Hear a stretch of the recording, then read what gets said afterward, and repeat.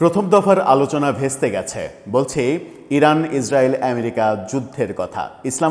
পাকিস্তানের ইসলামাবাদে যে বৈঠক হলো ইরান এবং আমেরিকার বৈঠক, সেই বৈঠক ভেস্তে গেছে। ভেস্তে যাওয়ার কারণ দুই দেশই কেউ কারো শর্ত মেনে নেয়নি। কিন্তু সত্যিই কি ভেস্তে গেছে? সেই মিটিং ভেস্তে যাওয়ার পরে ডোনাল্ড ট্রাম্প যখন হরমুজ প্রণালী দখল করার ঘোষণা দিলেন এবং অন্তত 15টি যুদ্ধ জাহাজ হরমুজ প্রণালীতে পাঠিয়ে দিলেন, তখন আমরা কেন যেন ইরানের সুর নরম দেখছি। এদিকে মার্কিন প্রশাসন থেকে বলা হচ্ছে আবারও বৈঠক হতে যাচ্ছে এবং সেটা একদিন পরেই হতে পারে, বৃহস্পতিবারেই আবার বৈঠক হতে পারে।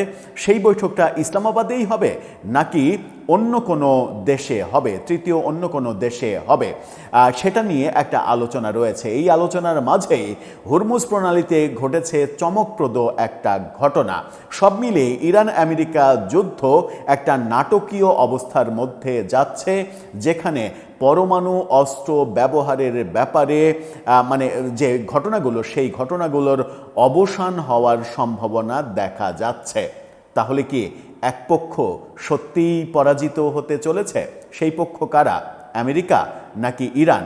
বাংলাদেশের গণমাধ্যম প্রতিনিয়ত ইরানকে বিজয়ী ঘোষণা করছে, সেটার বাস্তবতা কতটুকু? মাঠে গিয়ে চলুন একটু দেখি। এই ভিডিওতে থাকবেন পলিটিক্স টিভির নিয়মিত আয়োজনে।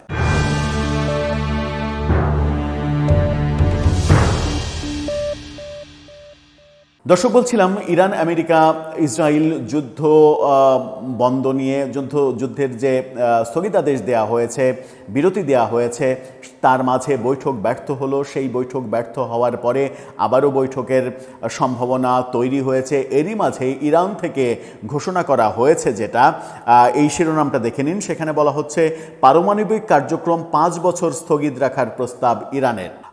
যে বৈঠক ইসলামাবাদে হয়েছিল, সেই বৈঠকে সব থেকে বড় আমেরিকার যে প্রত্যাশাটা ছিল, অর্থাৎ দাবিটা ছিল, সেটা হচ্ছে যে ইরানকে 20 বছরের জন্য পারমাণবিক কার্যক্রম স্থগিত করতে হবে।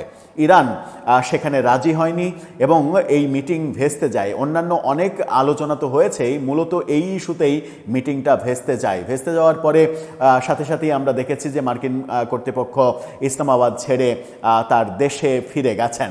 এরকম মুহূর্তে খবর এসেছে ইরান এবার 5 বছর স্থগিত রাখার প্রস্তাব দিয়েছে আমেরিকাকে বলেছে তারা পারমাণবিক কর্মকাণ্ড 5 বছরের জন্য স্থগিত রাখতে রাজি আছে।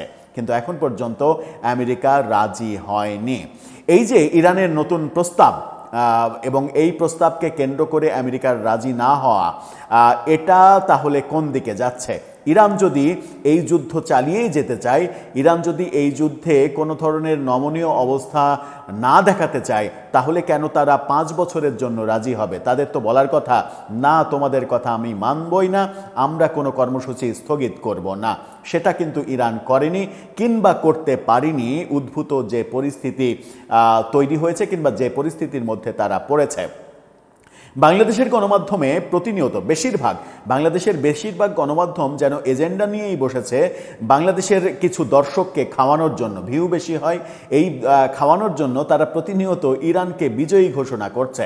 প্রতিনিয়ত প্রতি বেলায় তারা ইরানকে জিতিয়ে দেয়, কিন্তু মাঠের পরিস্থিতি অন্যরকম। এই একটি প্রস্তাবনায় প্রমাণ করে যে ইরানের এই যুদ্ধে ইরানের অবস্থা খুব একটা ভালো নয়। খুব একটা ভালো না হওয়ার আরেকটা বড় কারণ রয়েছে। ইসরায়েলের সঙ্গে আমেরিকা রয়েছে, ইরানের সঙ্গে কিন্তু এখন পর্যন্ত কেউ নেই। রাশিয়া, চীন ওই দূরে থেকে মিষ্টি মিষ্টি কথা বলছে, তারা কিন্তু এই যুদ্ধে অংশগ্রহণ করছে না। ইরানের মিত্র হলেও তারা কিন্তু সহযোগিতা করছে না। যেমন আমরা জানি যে আমেরিকার মিত্র ব্রিটেন আমেরিকার বহু পদক্ষেপে কিন্তু একজোট হচ্ছে না। যেমন হরমুজ প্রণালী রক্ষার জন্য অভিযান চালানো, সেখানে ব্রিটেন বলেছে ওটা আমার কাজ না, ওটার সঙ্গে আমি একমত না, ওই ব্যাপারে আমরা যাব না। এরকম ব্যাপার ঘটছে। এরকম একটা প্রেক্ষাপটে খবর এসেছে আর একটা চমকপ্রদ, সেটা হচ্ছে এই শিরোনামটা দেখে নিন। সেখানে বলা হচ্ছে বৃহস্পতিবারই হতে পারে ইরান যুক্তরাষ্ট্রের বৈঠক, অর্থাৎ কালকে বাদেই এই বৈঠকটা আবারও হতে পারে।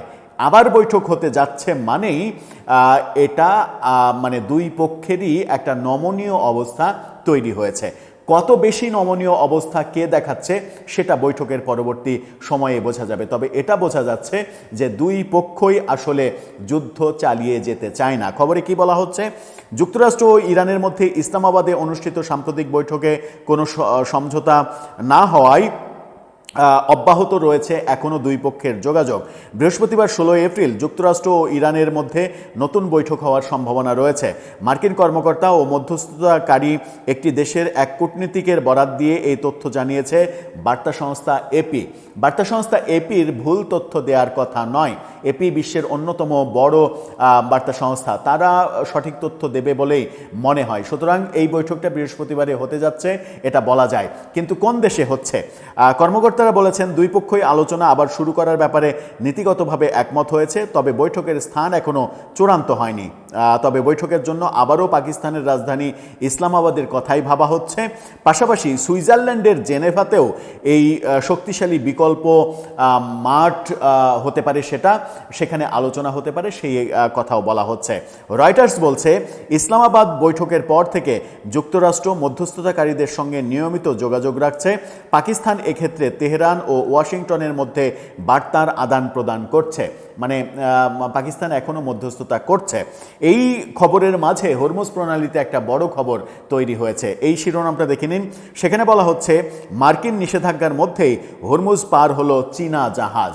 অর্থাৎ মার্কিনিরা যখন ওখানে যুদ্ধজাহাজ নিয়ে 15টা যুদ্ধজাহাজ নিয়ে পাহারায় বসেছে, তারা বলেছে যে ইরানকে টোল দিয়ে যারা এখান থেকে জাহাজ পার করতে চায় তাদের একটা জাহাজও পার হতে দেয়া হবে না, পুরো হরমুজ বন্ধ করে দেয়া হবে।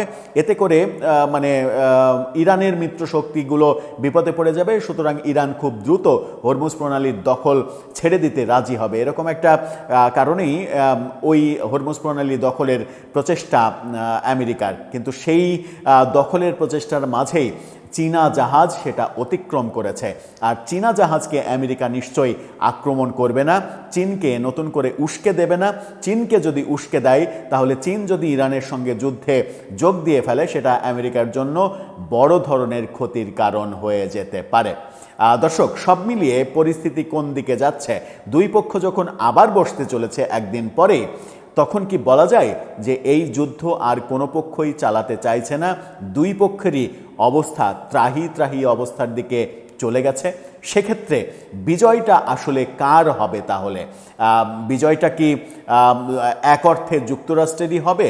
যদি ইরান নমনীয় হয়, ছাড় দেয়, হরমুজ প্রণালী ছেড়ে দেয়, পারমাণবিক কর্মসূচি স্থগিত করে দেয়, তাহলে তো জয়টা যুক্তরাষ্ট্রেরই হয়ে যাবে। আপনার মতকে জানিয়ে লিখতে পারেন আমাদের কমেন্ট বক্সে।